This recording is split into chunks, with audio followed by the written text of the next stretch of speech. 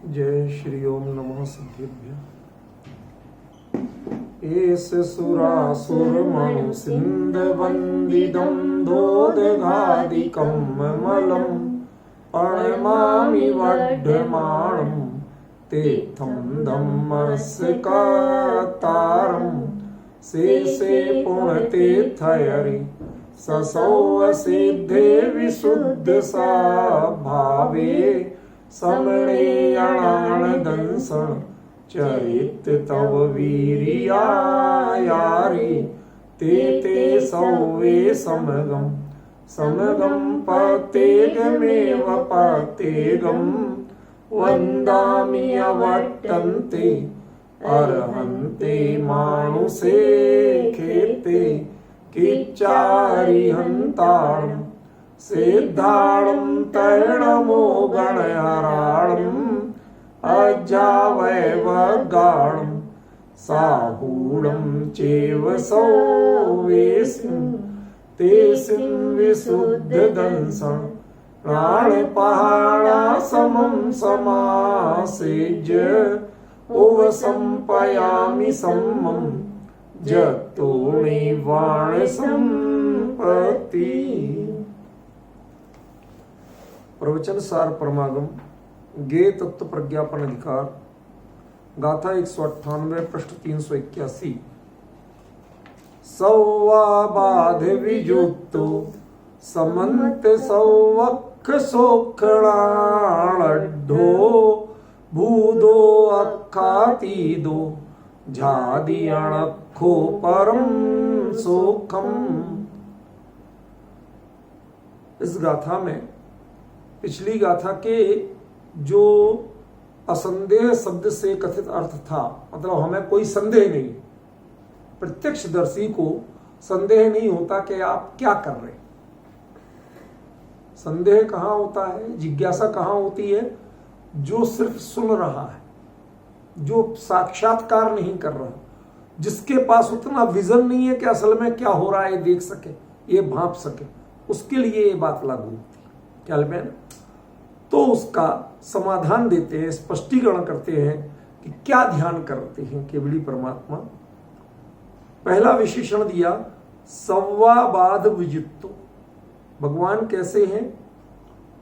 सभी बाधाओं से रहित हैं। इस गाथा में आपको एक ऐसा उत्तर मिलने वाला है कि जो नॉर्मली आपने इवन समय सार तक में नहीं पाया होगा और किसी जिनागम के ग्रंथ में नहीं पाया। ऐसा उत्तर मिलने वाला है। थोड़ा पहले अपन शांति से शब्दार्थ तो सीख लें। सव्वाबाध विजुक्तो, ये भी केवली भगवान का विशेषण है। समंत सव्वक्ख सोखणाढ्ढो, समंत सब ओर से, सव्वक्ख सभी अक्षों के, सुख से और ज्ञान से जो युक्त है। भूदो अक्षातीदो, जो अक्षातीत है, अणखो अक्षर रहित है, वह परम सोखम झादी, वह परम सुख का ध्यान करता है। ठीक है, ये बात सरल रूप में कही। पहला अपन ने छोड़ दिया था सव्वाबाध विजुक्तो, सभी प्रकार की बाधाओं से रहित। ठीक है, एक बात बताइए कि अव्याबाध गुण किसका है? सिद्ध का। सिद्ध का या अरहंत का? सिद्ध का। मेरी बात समझ में आ रही है? सिद्ध का। अव्याबाध गुण किसका है? सिद्ध का। ठीक है ना? और ये लागू कहां कर रहे हैं? सव्वाबाध विजुक्तो, पहला विशेषण ही वो दे रहे हैं। कुछ संकेत समझ में आ रहा है? कुंद कई चीजों को वो प्रवचन सार में इस ढंग से प्रस्तुत करते हैं कि पकड़ने वाले में वो विजन हो तो बहुत कुछ पकड़ जाए, और नहीं पकड़े तो बस फिर तो पड़ता ही रह जाए। शुरुआत कहां से हो रही है? सभी प्रकार की बाधाओं से रहित। ये विशेषण किसका है? ये विशेषण किसका है? ये विशेषण यहां केवली का दे रहे हैं, वो तीर्थंकर केवली का दे रहे हैं। ध्यान रखिए आप, ये यहां सिद्धों का विशेषण नहीं है। हमने सिद्धों का पढ़ा है, ये बात सही है, क्या हमने ये विशेषण सिद्धों का पढ़ा है, ये बात सही है, इससे मैं सहमत हूं, लेकिन ये विशेषण सिद्धों का है, इससे सहमत नहीं। पॉइंट ख्याल में है? अकेला सिद्धों का हो तो कुंद आचार्य देव यहां केवली का कैसे कहते हैं? सभी प्रकार की बाधाओं से रहित। ठीक है। दूसरा, समंत सब ओर से, सवक्ख सभी प्रकार के अक्ष। अब इस पर मैं मौन हूं, अभी खुलासा करूंगा इसका। अक्ष माने अक्षी बोल रहा हूं, कुछ नहीं बता रहा। सुख, सुख से, और अणाण और ज्ञान से, अड्ढो माने व्याप्त है, समृद्ध है। ठीक है। सब ओर से, सभी प्रकार के, अक्ष, सुख और ज्ञान से समृद्ध है। ठीक है। अख्खातीदो जो इंद्रियों से अतीत है। अणक्खो जो, इसका भी सामान्य अर्थ होता है इंद्रिय से अतीत है, लेकिन दोनों में जस्ट अपोजिट अंतर है। शब्दार्थ वही आएगा, इंद्रियातीत और इंद्रियातीत, शब्दार्थ वही आएगा, लेकिन जब अर्थ निकलेगा तो दोनों एक दूसरे के अपोजिट खड़े हो जाएंगे। ठीक है ना। अपोजिट माने विपरीत नहीं, वो भिन्न भिन्न पे लागू पड़ेंगे। विशेषण वही है, लेकिन आचार्य ने इतनी समझदार, इतने सावधानी से प्रयोग किया है कि अख्खातीदो और अणक्खों में कोई अंतर नहीं। फिर भी वह दो भिन्न भिन्न पे लागू करना है, इसलिए दोनों विशेषण एक के न मान लिए जाए, इसलिए उन्होंने भिन्न भिन्न ढंग से प्रयोग किया। एक को अख्खातीत कहा और एक को अणक्ख कहा। ठीक है ना। ऐसा जो केवली परमात्मा का स्वरूप है, वो करते क्या है कि ऐसा भूदो, ऐसा होते हुए, ऐसा रहते हुए, ठीक है ना, वह परम सोखम झादी, वह उत्कृष्ट सुख का ध्यान करते। अभी मैं रुक रुक के एक या दो बार और इसका अर्थ बताऊंगा। क्यों? पहले आपको दिमाग में बिठाना है, पहले प्राकृत से गैप खत्म करना है। समझ गए ना। हमारे यूनिवर्सिटीज में आजकल एक ब्रिज कोर्स चलता है। ब्रिज कोर्स माने, ब्रिज कोर्स उसे कहते हैं कि व्यक्ति किसी एक कोर्स में एडमिशन लिया, अब उसके संबंध में उसने प्राइमरी से शुरू से पढ़ाई नहीं की थी, या जहां से पढ़ना चाहिए वो नहीं पढ़ा, सीधे मास्टर्स में आना चाहता है या बैचलर्स में आना चाहता है। अब क्या किया जाए? समस्या समझ में आ रही? तो उसको कहते हैं कि भाई तुम कैसे पढ़ लोगे, कैसे सीख लोगे, हमें तो विश्वास ही नहीं। तो उसको कहते हैं कि एक ब्रिज कोर्स कर लो, सेतु पाठ्यक्रम।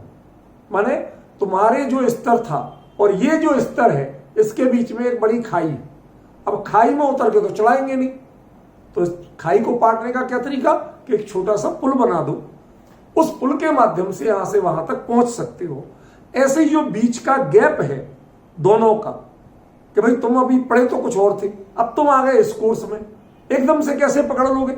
इसके बेसिक्स तो तुम्हें पता नहीं, तो उसके बेसिक्स पता चल जाए, उसको कहते हैं ब्रिज कोर्स।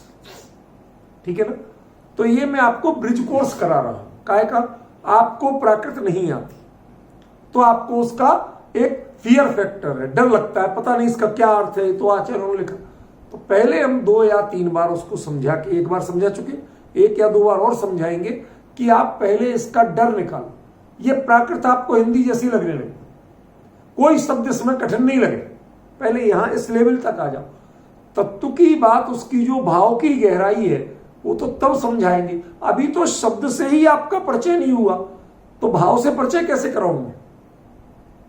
अब मेरी परेशानी समझ रहे हैं ना। इसलिए पहले मैं जो शुरुआत में फोकस करता हूं, वो किस चीज पे करता हूं? शब्द। पहले आप शब्द से, बिल्कुल जैसे हिंदी पढ़ रहे हो, इतना सरल हो जाएगा। ठीक है। इसलिए 2-3 बार अपने को करना जरूरी। तो दूसरी बार हम लेते हैं सव माने सभी, एक एक करो।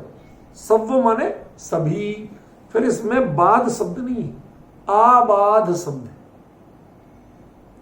नहीं तो क्या होता, संवाबाध, फिर संवाबाध कैसे हो जाता, समझ गए ना? तो सव्व माने सभी, आबाध माने आबाधाओं से, विजुक्तो माने रहित, वियुक्त, युक्त माने जुड़ा हुआ, वियुक्त माने अलग हो, जो सभी प्रकार की बाधाओं से दूर हो चुका है। ठीक है ना? अब आपको ध्यान रखना है कि मैं अपन बोलने में बाधा शब्द बोल रहे हैं, लेकिन आचार्य ने आबाधा शब्द का प्रयोग किया है, बाधा शब्द का प्रयोग नहीं किया। ठीक है ना? वो चीज, उसका भाव क्या है, वो भावार्थ में खुलासा हो जब अपन भाव पक्ष पे चर्चा करेंगे। अभी हम शब्दार्थ पक्ष पे चर्चा कर रहे हैं तो चलेगा। ठीक है ना? तो जो सभी प्रकार की बाधा या बाधा से रहित है, ये पहले शब्द का अर्थ। दूसरा समंत, समंत माने होता है सब ओर से। हम बहुत सी चीजों को, ये जो अनेकांत या एकांत है वो क्या बताता, नय है वो क्या बताता, वो एक पक्ष बताता। दूसरी चीजों के बारे में, अनंत चीजों के बारे में वो मौन है। एक नय ने एक चीज बताई, बाकी सबके बारे में मौन है, बाकी को स्यात कह देता। समझ गए? लेकिन ये जो है, आपको बताया था केवल ज्ञान में नए नहीं होते, केवली की दिव्य ध्वनि में नए नहीं होते। अब समझ में आ रहा? क्यों?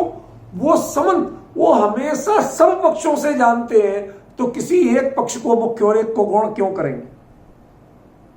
उनके ज्ञान में मुख्य और गौण की व्यवस्था होती नहीं, ना ज्ञान में ना वचन में, क्योंकि वचन का वो प्रयास तो कर नहीं रहे ना, वो तो सहज हो रहे हैं उनके पूर्ण योग से। इसलिए वो ज्ञान ही एक तरह से कितनी आंशिक होके उनके वचन में झलक रहा।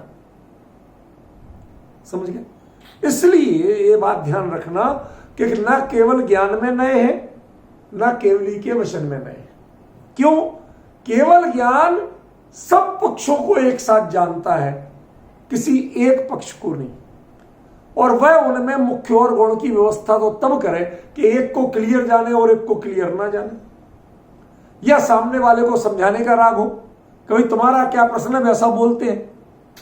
इसीलिए तो कहा गया वक्तुर अभिप्रायो नया श्रोतुर दोनों क्षोभसम ज्ञानी। तुम क्या पूछना चाहते हो तुम्हारे हिसाब से समझा देते हैं, मैं क्या समझ रहा हूं मैं अपने हिसाब से समझा देता हूं। ये नए तो तभी बनेगा जब दोनों क्षोभसम ज्ञानी होंगे, दोनों अपनी अपनी अपेक्षाएं समझा रहे होंगे। यहां तो अपेक्षा की बात ही नहीं है। समझ गया? ये समंत, हर ओर से एक भी पक्ष छूटा नहीं जिसमें।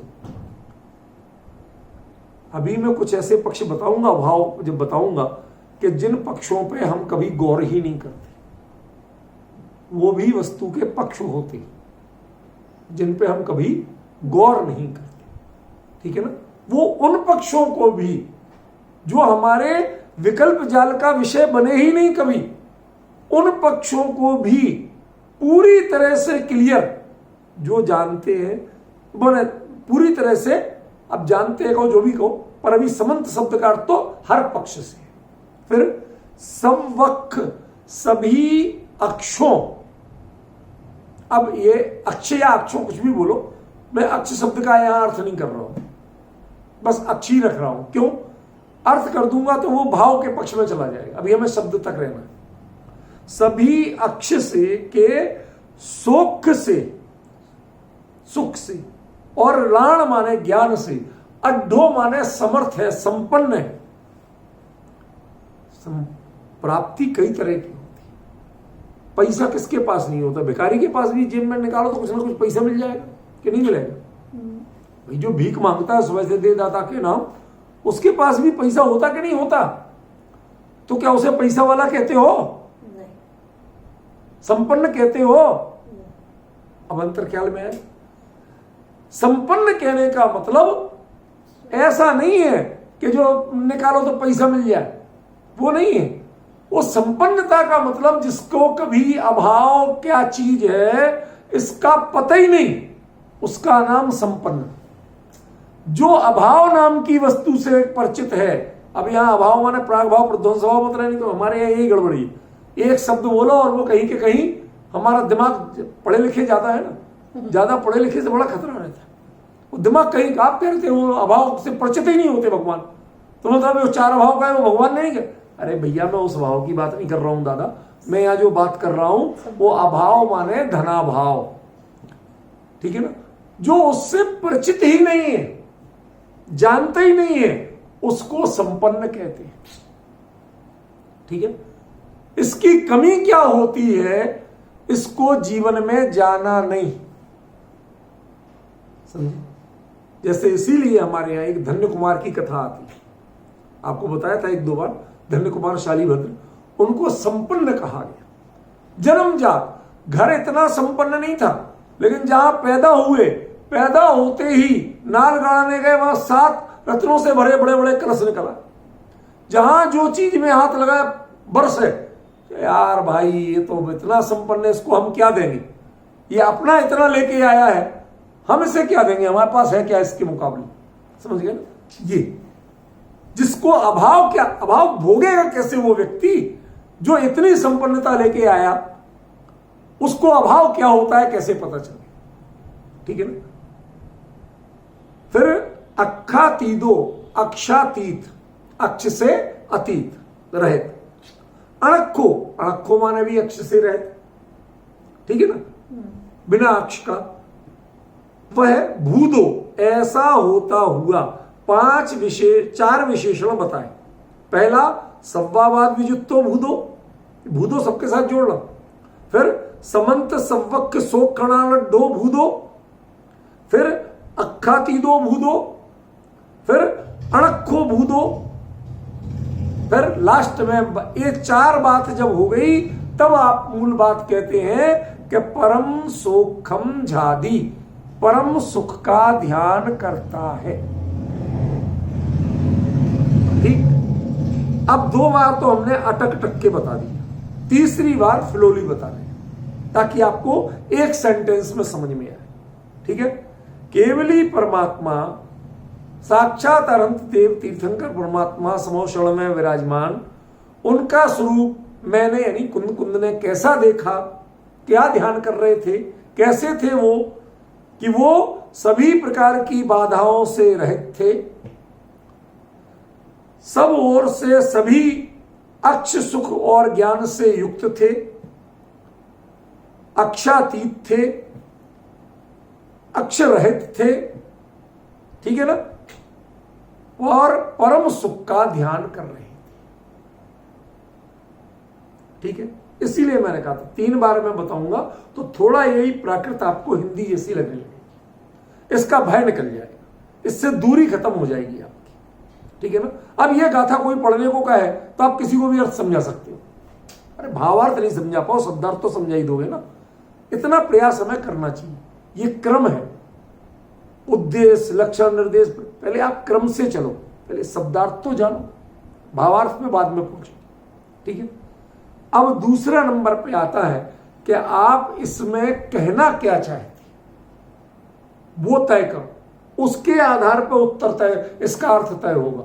शब्द का अर्थ तो तय हो गया कि शब्द का अर्थ ही होता है, लेकिन अब जैसे अक्ष ही है, अक्षातीदो अणक्खो है, बाद की आबाद है, वियुक्त या रहित क्या है। अब इस शब्द का अर्थ तो आपने रहित कर दिया, लेकिन वियुक्त का अर्थ रहित ही होता है। ये सब जो जो चीजें अभी क्लियर नहीं हुई, उनका उत्तर कब क्लियर होगा कि पहले ये तय करो कि इन शब्दों के द्वारा आचार्य भगवंत क्या कहना चाहती है। ठीक है, तो उत्तर ये है कि केवली कैसे है और किसका ध्यान करते हैं। सब आप पहले इतनी कहते किसका ध्यान करते हैं, ठीक है ना। पिछली गाथा में यही तो कहा था, किसका ध्यान करते हैं, उतना ही उत्तर मान लो।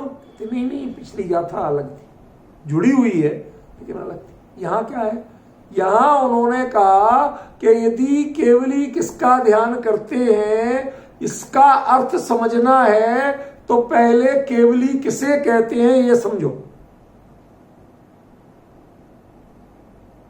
पॉइंट समझ रहे क्या, केवली किसका ध्यान करते हैं ये समझना है, तो पहले क्या समझना जरूरी है? केवली कहते किसे हैं।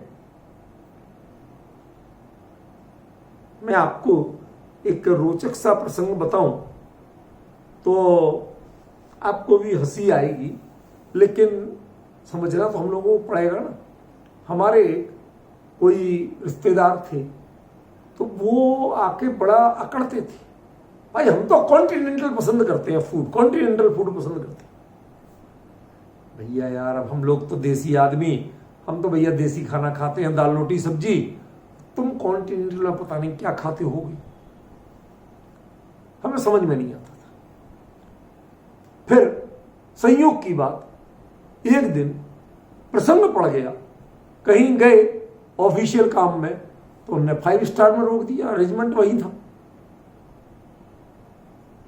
खाना नहीं पीना नहीं कुछ नहीं करना, पर रुकना तो पड़ा ही ना।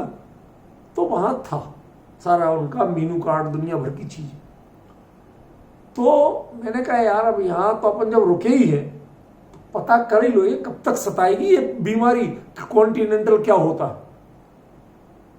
तो मैंने उसको फोन किया नीचे, तो उसने वहां किचन में ट्रांसफर कर दी लाइन मैनेजर को कि साहब किचन मैनेजर बताएगा, साहब ये उत्तर हम काउंटर वाले नहीं बता सकते, हम तो रूम सर्विस वाले।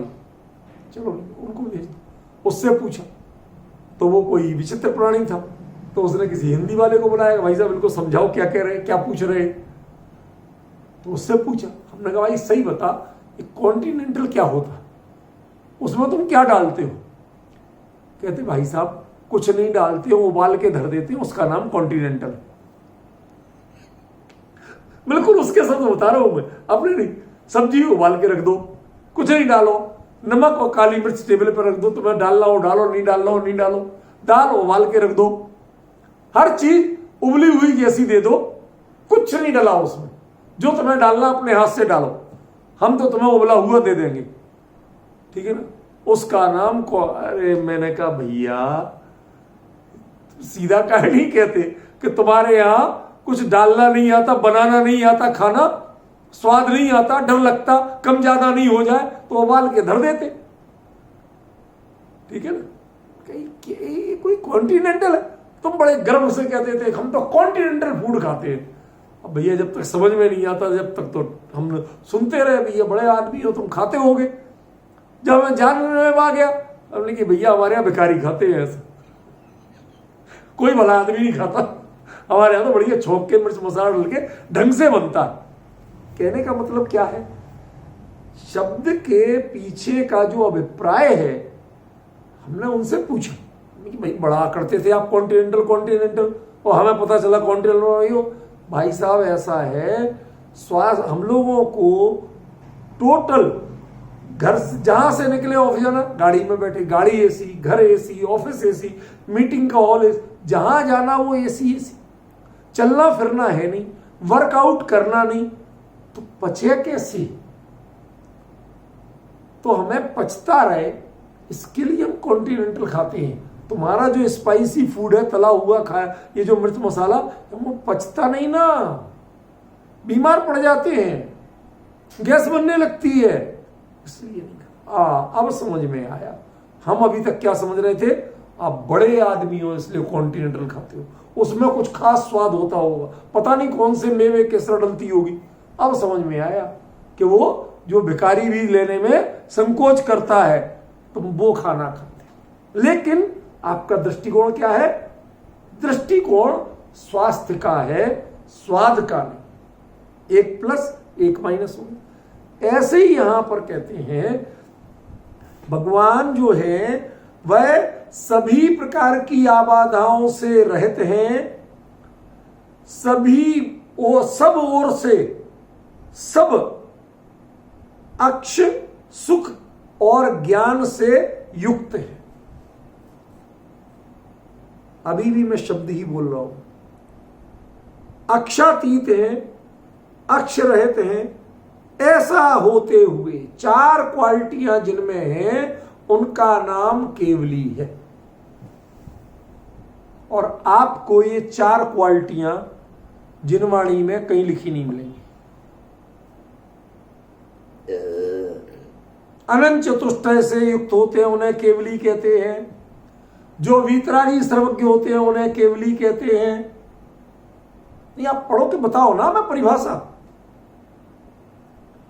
भाई इसके अलावा अनंत चतुष्टय और वीतरागता सर्वज्ञता, इसके अलावा जो कुछ भी आप कहोगे केवली के बारे में वो सब बाहर का चला जाएगा। परमोदारिक शरीर होता है, गंधकुटी में विराजमान होते हैं। ये क्या, ये आत्मा का विशेषण है कि बाहर की संयोग का विशेषण है? ये किसकी पहचान है? संयोग की। मतलब ये है कि आप यदि इन दो चीजों के अलावा जो कुछ भी कहोगे वो केवली का स्वरूप कहां चला जाएगा?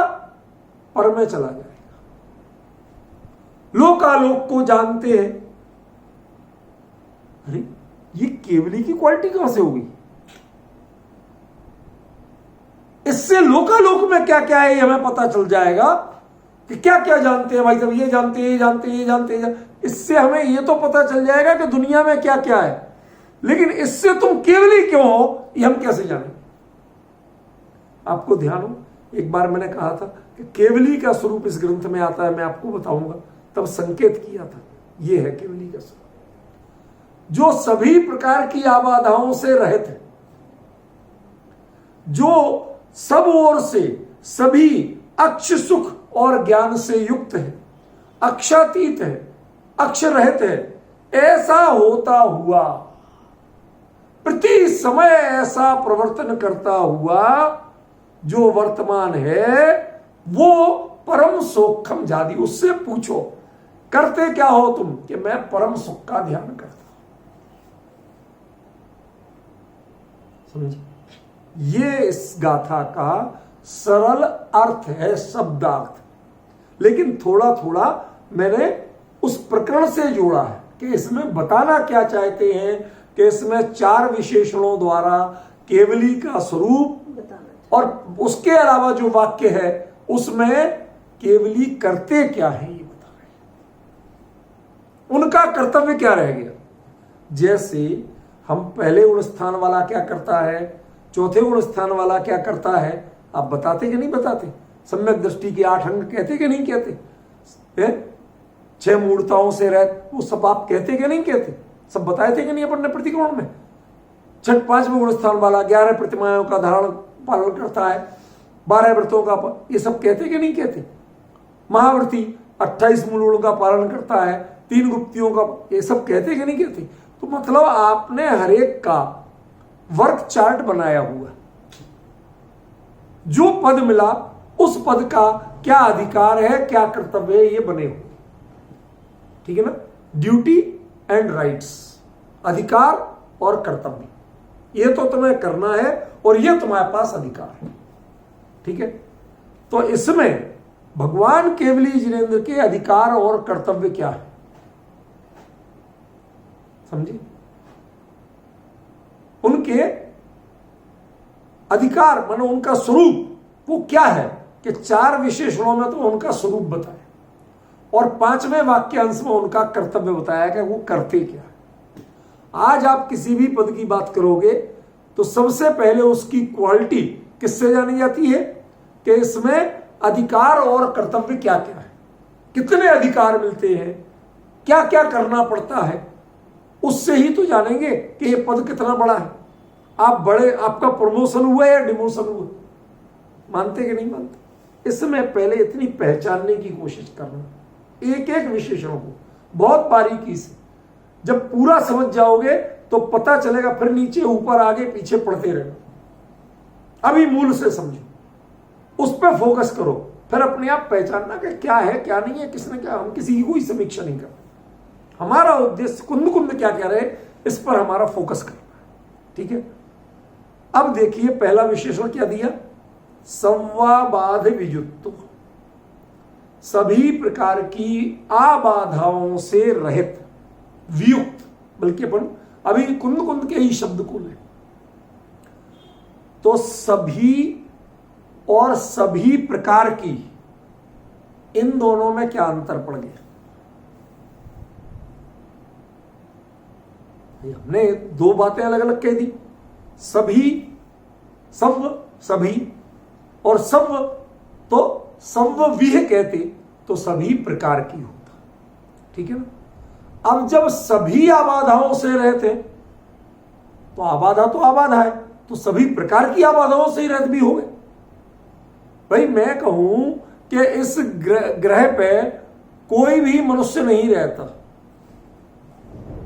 तो अब वो गोरा नहीं रहता कि काला नहीं रहता, ऐसा कुछ भेद रहेगा? भाई जब हमने ये कहा कि गोरा नहीं रहता, कि काला नहीं रहता, कि हिंदी भाषी नहीं रहता, कि अंग्रेजी बोलने वाला नहीं रहता, आर्य नहीं रहता, कि द्रविड़ नहीं रहता, ये सब भेद जो मनुष्य के, आर्य नहीं रहता, कि अम्लेक्ष नहीं रहता, ये सब भेद की बात कब आएगी? जब हमने कहा यहां मनुष्य मात्र का अभाव है, तो फिर मनुष्य के प्रकारों की चर्चा करना पड़ेगी कि उनका भी अभाव होगा। अभाव होगा। समझ गए? लेकिन आप मनुष्य के किसी प्रकार की बात करेंगे तो उस प्रकार का अभाव माना जाएगा, बाकी का सद्भाव हो सकता है। अंतर समझे? इसलिए यहां बात प्रकार की नहीं की। सब माने सभी, टोटल। समझ गए? जब आप वस्तु से ही नाता तोड़ेंगे तो उसके प्रकारों से नाता अपने आप टूट जाएगा। समझ गए ना? उसका विकल्प आपको करना नहीं पड़ेगा। इसलिए आचार्य ने सव्विह नहीं कहा, सव्व। हां, प्रकार का चिंतन कौन करे? जैसे रात में दिगंबर कहते कि भैया हमारे रात्रि आहार का त्याग है, और हमारे श्वेतांबर भाई कहते क्या हमारे चतुर्विध आहार का त्याग है। चौविहार बोलते ना, कोई ऐतराज नहीं, हमें कोई लड़ाई नहीं। मैं ये कहता हूं भैया कि जब आहार का ही त्याग करना है तो आहार के प्रकारों का चिंतन क्यों करते हो? मेरा पॉइंट समझेगी नहीं? जब आहार का ही रात को त्याग करना है तुम्हें, तो आहार के प्रकारों का चिंतन क्यों करते हो? या कितने प्रकार होते? दूसरी ओर सार्थक भी क्यों? आजकल लोग जो छल करने लगे तो मतलब हम अन्न का ले रहे, माने बाकी को आहार ही नहीं मानते। तो जो छल करे, बदमाशी करे, उनके लिए तो यह पाठ पढ़ाना जरूरी है। समझे कि नहीं? उनके लिए यह पाठ पढ़ाना जरूरी है। कौन सा? कि 4 प्रकार के आहार होते हैं और तुमने चारों का त्याग, चौविहार माने हमने तो चारों प्रकार का त्याग किया, तो तुम ये फलाहार नहीं ले सकते, तुम जूस नहीं ले सकते, तुम पानी नहीं ले सकते। ये उनको सिखाना वहां तो जरूरी है। लेकिन जिनको एक विकल्प आहार का त्याग खत्म, उतने में जिसके सब कुछ छूटता हो, वो 4 प्रकार का आहार होता है, इतना चिंतन भी क्यों करे? माने उपयोग, मैंने क्या एक मैं आपको प्रमाण बताता हूं। क्या यार ये पीछे पड़ जाते लोग, जरा थोड़ा सा विषय मंगलायतन से कोई लगे फोन पे फोन करने, समझने की कोशिश करो क्या कहना चाहता हूं। कहना यह चाहता हूं कि जैसे कोई व्यक्ति बड़े गर्व से कहे मैंने सब कुछ त्याग किया, मैंने सब कुछ त्याग किया। ठीक है? जैसे कोई व्यक्ति ये कहे कि मैंने सब कुछ त्याग किया, ठीक है, तो सब कुछ त्याग किया जब ये कहे तो इसमें अब वो गिना है। पता है तुम तो अकेले झुपड़ियां छोड़ के आए हो, मेरे 7 तो मकान थे, 3 फार्म हाउस थे, 5 फैक्ट्री चलती थी, मैं इतना सब कुछ छोड़ के आया। पॉइंट समझ रहे कि नहीं समझ रहे? उत्तर मिल गया कि तेरा दिमाग अभी भी क्या छोड़ा है वो तेरे मन से नहीं छूटा है, तुम तो उसका अभिमान भोग रहा। ठीक है ना। तो जैसे आहार का त्याग माने विकल्प नहीं करना, कितने प्रकार का आहार होता है, हमें खाना ही नहीं, मुंह के अंदर कुछ जाना ही नहीं, हम तो ऐसे आहार का त्याग जानते हैं।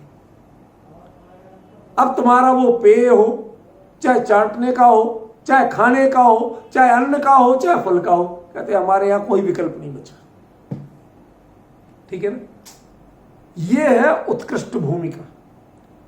और जिनको उसका विकल्प बाकी है वो क्या कहेंगे, मैंने सब प्रकार का आहार का त्याग किया, 4 प्रकार के आहार का त्याग। वो प्रकारों का चिंतन कौन करेगा, जिसे विकल्प बाकी है।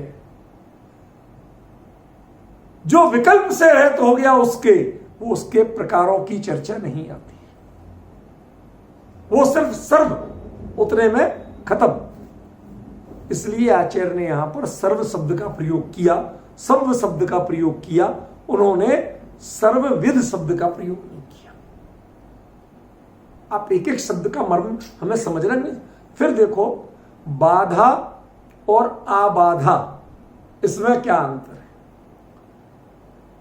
बाधाएं कई होती हैं, उसके बाद भी आपका काम चलता रहे, ऐसी भी बाधा होती। कई बार आपके दांत में छोटा मोटा दर्द हो और आप पूरे दिन ऑफिस में काम करते हैं, घर का काम करते हैं, कोई परे हो रहा लेकिन कर रहे हैं, और जब इतना तेज हो जाए घर से नहीं निकलते, उस दिन लीव एप्लीकेशन देते। तो अभी तक क्या थी, वो बाधा थी, अब क्या थी, आबाधा। आ माने पूरी तरह से, आ समन्तात बोलते, ठीक है ना, पूरी तरह से। तो कैसी बाधा, कि आ बाधा। अब ये इसमें एक और चक्कर पड़ जाता है। आ माने सब प्रकार की बाधा, सभी और सभी प्रकार की बाधाओं से जो वियुक्त हैं, माने कभी संयुक्त थे, उनका संयोग नहीं छूटा है, वो उनसे छूटे। नहीं आया समझ में। भगवान के मुकाबले बाधाओं से घिरा कोई दूसरा नहीं है। बताओ, जितना संयोग में बाहर में, आप देखो 64 चक्रवर्ती के भी 32 चमड़ डुलते, उनके 64 डुल रहे। क्यों? उनका अकेला जो वो अशोक वृक्ष होता है ना, वो पार्थिव होता है, वो वनस्पति का नहीं होता। वो इतना कीमती होता है कि तुम्हारी दुनिया का सारा वैभव बिक जाए, उसके वो एक अशोक वृक्ष नहीं ले सकते। और अब समोसरण की आप महिमा सोचो, अष्टमंगल अष्ट प्रातिहार असली उनकी महिमा सोचो। कितने लोग, क्यों, यदि भगवान एक बार उनको जानने भी लगे कि भाई बताना पड़ेगा कितने लोग थे, तो क्या होगा, क्या होगा भगवान का। कहते हैं वो साहब हैं तो सब, कि सब थे, मैंने कब कहा कि नहीं थे। आपका कोई मेट्रो में वीडियो बना ले, क्या आपके बगल में एक आतंकवादी खड़ा था, आप आतंकवादी के साथ जा रहे थे, बताइए टेक्निकली प्रथम दृष्टया आपको अरेस्ट करके पूछा जाएगा कि नहीं, पूछताछ के लिए बुलाया जाएगा कि नहीं, समन मिलेगा कि नहीं, कि हाँ साहब। लेकिन इसका मतलब आप अपराधी हो क्या। ओके भाई साहब, जरा आगे पीछे से देखना, मैं कहां से चढ़ा, वो कहां से चढ़ा, मैं हम आपस में बात भी कर रहे थे, और कहोगे वो धक्का दे रहा था, मैं कह रहे भैया तेरा दूर रहे, सुनते हो सुनो तो सही, हमने क्या कहा, क्या मतलब रखा, हम कहां उतरे, हम कहां गए, पीछे से हमारा रिकॉर्ड नहीं, आगे हमारा रिकॉर्ड नहीं, तुम साथ देख के क्या हमें संयुक्त कह सकते हो। हम साथ थे साथ, लेकिन हम वियुक्त थे, संयुक्त नहीं थे। यहां रहित शब्द प्रयोग नहीं किया, वियुक्त शब्द प्रयोग किया। आप क्या सोचते, ज्ञान ये कम बाधा है, अभी आपको आपके पिताजी नहीं रहे, कोई जो नहीं रहे, उनका ज्ञान नहीं था, तो आपको परिणाम शांत थे, ठीक है। और अभी ख्याल दिला दे, याद दिला दे कोई, तो विचलित होते कि नहीं होते। और उनके जन्म जन्मांतर के कौन कौन कब क्या थे, सब कुछ उनको एक क्षण में ख्याल में, या नहीं। कायदे से देखो तो कितनी बाधाएं उनके साथ है। कौन सी बाधा ऐसी है जो नहीं, सभी और सभी प्रकार की बाधाएं उनके साथ है, लेकिन वो उनसे वियुक्त है, उनको उनसे कोई लेना ही देना नहीं। आप उनका केवली का स्वरूप तो समझो। यहां ये अव्याबाद गुण की बात नहीं है। वो अव्याबाद गुण जिनको बाधा नहीं हो सकती, वो बात अलग है। ये केवली के स्वरूप की बात है, अव्याबाद गुण की बात नहीं। ये निराबाद गुण की बात नहीं। वो बाधाओं से मुक्त हो जाते, माने उनके कोई ऐसी बाधा शरीर ही नहीं, संयोग ही नहीं, वो असंयोगी हो गए। समझ गए ना। ये वियुक्त है, असंयुक्त नहीं। सिद्ध असंयोगी है, और ये वियोगी है, असंयोगी नहीं। संयोग सब इनके पास है विद्यमान, सभी प्रकार की बाधाओं के संयोग विद्यमान है। उसके बावजूद ये कैसे हैं? ये उनसे वियुक्त हैं। इनके ऊपर कोई उनकी बाधा लागू नहीं पड़ती। सिद्धों में बाधा है ही नहीं, और इनके सारी बाधाएं हैं, फिर भी ये बाधाओं से वियुक्त हैं, उनसे जुड़े हुए नहीं, उनसे निर्लिप्त हो गए। आप कल्पना करिए क्या क्या समस्या नहीं। आप हमारे लिए जितनी जानकारियां मिल जाए, क्यों कहते हमारे लिए कई चीजों की जानकारी मत दो। बुजुर्गों के लिए, हम अपनी मां के लिए कई बातें नहीं बताते। अभी इस मां यहां रही, हमारे कुछ लोगों के रिश्तेदारियों में किसी की डेथ हो गई, कुछ हो गई, हमने उन्हें कुछ नहीं बताया। क्यों? वैसे तो वो भावुक प्राणी, अपनी समस्या से बुढ़ापे से परेशान, पर उनको ये और लग जाए तो उनको क्या लग जाता, अरे वो इस उम्र में चले गए तो मेरी उम्र तो इतनी ज्यादा है, मैं तो अभी चली जाऊंगी। उनको अपना संक्लेश लग जाता। एक बात नहीं बताते, माने आपको ज्ञान भी खतरनाक है। संयोग तो जैसा है सो है, और ज्यादा खतरनाक संयोग का ज्ञान है। समझ गए। और वो सारा ज्ञान जिनके सामने, बाधा की बात कर रहा हूं, यहां ज्ञान माने नॉलेज की बात नहीं कर रहा हूं, वो ऐसी सारी बाधाएं मौजूद हैं, प्रति समय ज्ञान में स्पष्ट झलक रही हैं, लेकिन वो उनसे अत्यंत वियुक्त हैं। कोई लेना ही देना नहीं, उनके ऊपर एक चीज लागू नहीं पड़ती। आप केवली के स्वरूप का ऐसा विचार तो करो, कौन सी ऐसी बाधा है, आबाधा है जो उनके साथ जुड़ी हुई नहीं है। आप जिनको अच्छाई मानते हो ना, ज्ञानियों के लिए वो सब बुराइयां हैं। चाहे नॉलेज हो और चाहे संयोग हो, क्या ज्ञानियों के लिए दोनों बुराइयां हैं। प्रज्ञा को भी परिचय कहा गया आपके यहां, जानते हो आप, प्रज्ञा भी परिचय है। समझे? 22 परिचयों में प्रज्ञा भी परिचय है, जानकारी भी परिचय है। क्या उससे कष्ट बढ़ता है? ना हम जानते ना ऐसा होता।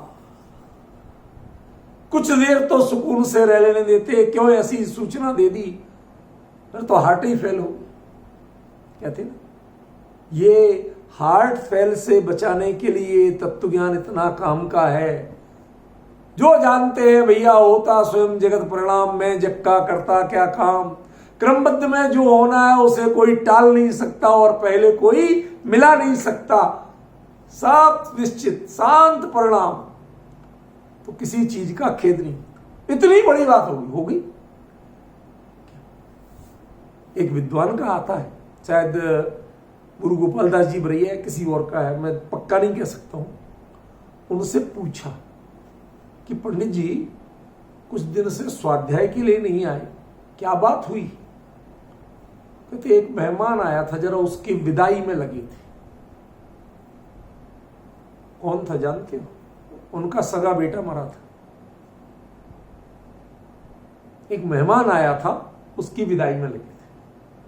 अब वो चला गया। हाँ, दीपचंद जी कासली। अब वो चला गया, हम सहज। आप डिफरेंस समझ रहे? ये परिणामों की जाति क्या होती है, इतनी सहजता से लेना जैसे रियल में कोई मेहमान आए और चला जाए, ऐसे इतनी सहजता से। और अभी आप एकाध घटना से आश्चर्यचकित हो। अरे उन्होंने कम से कम विदा करने तो गए थे, सूतक पातक तो लागू पड़े थे। बुरा मत मानना, कोई ना कोई बाधा तो तब भी थी, एहसास तो हुआ था। जिनको इनका एहसास भी नहीं, जिनके ऊपर सूतक पातक लागू पड़ते नहीं, क्या? अरे दीक्षा लेते हैं, संसार छोड़ते हैं, सगा बाप, सगे पिताजी, उनका देहावसान हो जाए तो मुनिराज के ऊपर सूतक पातक लागू नहीं पड़ते। वो जिनवाणी हाथ में लेके स्वाध्याय करते हैं।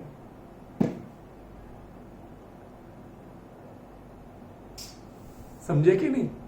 ये है अभ्यास की दशा, और वो है परिपूर्ण कैवल्य की दशा, कि जिसमें कोई बाधा लागू पड़ती ही, सब बाधाएं होती हैं, सब बाधाएं होती हैं, लेकिन सभी बाधाओं से वियुक्त रहते हैं, उनसे उनका रिश्ता नहीं।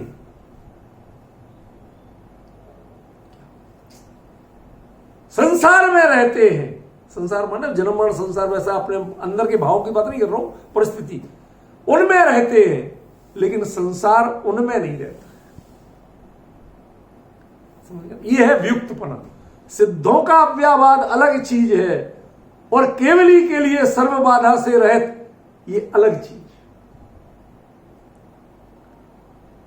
हमने चीजों को विचार करना नहीं सीखा। हमारे यहां जल्दी जल्दी, हाँ ये बताओ, ये बताओ, ये बताओ, ये गे लोग कहते थे जिनसे हमने पूछा, अरे भाई साहब वो तो गे की बात है, गे प्रधान, क्या बात करना उसकी, ज्यादा ज्यादा पढ़ लो, निपटा लो। अरे भाई ये क्या कह रहे हैं, जरा जानो तो सही। आपके ज्ञान का गे किसको बना रहे हैं? केवली परमात्मा को आपके ज्ञान का गे बना रहे हैं, कुंद कुंद। ये पर गे, स्थूल गे की बात नहीं है, ये लड्डू कचौड़ी की बात नहीं है, ये द्रव्य गुण पर्याय की बात नहीं है। आपके ज्ञान में केवली का पदार्पण करवा रहे हैं। क्या आप तैयार हो? समझ में आया? क्या आप तैयार हो? एक प्रोग्राम में साहब राष्ट्रपति को बुलवा दोगे आप, मैं तो स्वीकृति करवा दूंगा, तुम झेल पाओगे? महीना भर पहले से कहीं जा नहीं सकते आप।